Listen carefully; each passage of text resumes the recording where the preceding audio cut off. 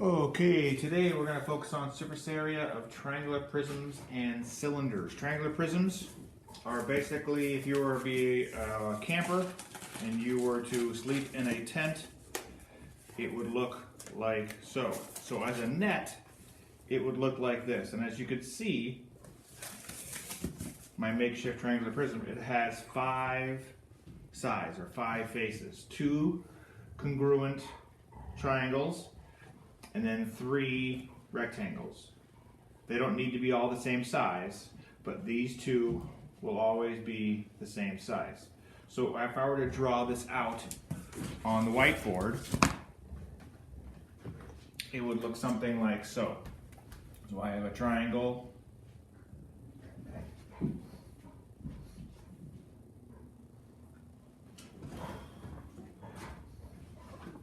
and here's the stuff you can't see.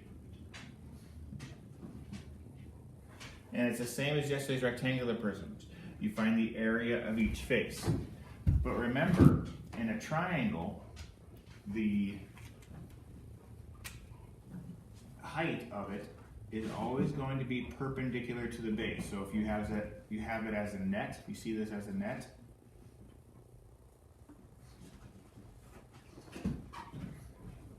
The height of the triangle will be this measurement. And the length will be this measurement. So this is my length. Let's call that 4 feet. And let's call the height 6 feet. And let's say this length is 10. And this length is 8. Which makes this 8. Which makes that 8. And which makes this back side, which you can't see, 8. So on a net, 6 would be here. 4 would be here, 10 would be here, 8 would be here and here, 8 would be there, there, there, and there.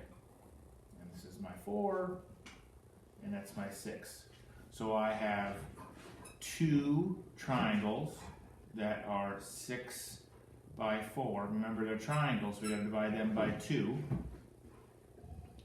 Plus, in this case, we have 2 8 by 10s, our sides. And we have our base of our tent, which is a 1 4 by 10. So I have 24 divided by 2 is 12, plus 2 80s, plus 1 40, so I have 24 plus 160 plus 40, so that is 224 feet squared of space. Consists of those 5 faces. Once again, we have our base of our triangular prism, our floor, our 2 walls of our tent, and our 2 triangles, the front and the back. And once again, that is a way to find a surface area of a rectangular prism, the sum of all the faces. Okay? So now maybe the more difficult part will be the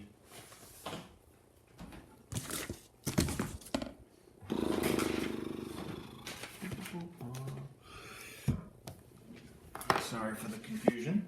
My cylinder. Okay, so my cylinder is, I just got a toilet paper roll and I made 2 ends to it. So my cylinder net looks something like so. Okay, so a cylinder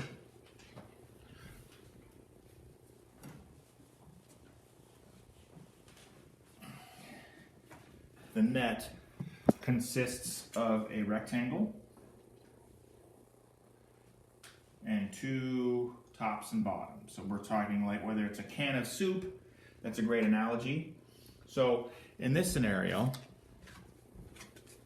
we have our height, and our height would be here, the height. And of course, here's my circle, so I have a radius right there and a congruent radius right there. The confusion part for kids and adults and whoever is learning this stuff is, what is this length? What is that length? It's not the width, but if you notice, if I am referring to this length right here, I'll put a marker on it. This marker is also the circumference. It matches up with the circumference. So right here, this length is the circumference. So we put all of these together. First we have 2 pi times radius squared, which is my 2 circles, my area of my circles, pi radius squared, plus my height times the circumference.